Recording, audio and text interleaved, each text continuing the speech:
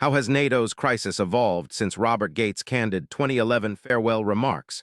His blunt critique shocked the world, exposing deep fractures. But what has really changed in the decade since?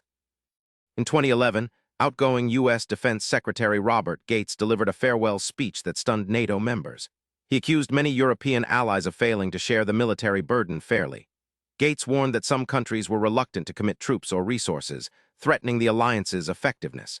His remarks highlighted fractures within NATO, especially regarding capabilities and political will. This candid critique was a wake-up call about the alliance's cohesion and readiness. Since 2011, NATO has navigated a turbulent world. Russia's annexation of Crimea in 2014 reignited security concerns, prompting NATO to bolster its eastern defenses. The rise of terrorism shifted focus to counterinsurgency and intelligence sharing. Meanwhile, internal political divides, including differing threat perceptions and defense spending disputes, complicated cohesion. Despite Gates' warnings, some allies increased military budgets, but consensus often remained fragile. Today, NATO remains a vital security alliance, but is far from perfect.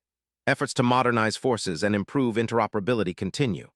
The 2022 Russian invasion of Ukraine further tested NATO's resolve, leading to stronger unity and renewed defense commitments. However, disagreements over strategic priorities and burden sharing persist.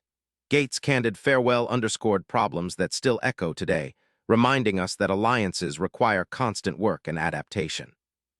Robert Gates' 2011 farewell speech exposed cracks that forced NATO to evolve amid new threats and political challenges. While progress has been made, the alliance's future depends on continuous unity and shared commitment. For surprising insights into global issues just like this, hit subscribe for daily answers to questions you didn't know you had.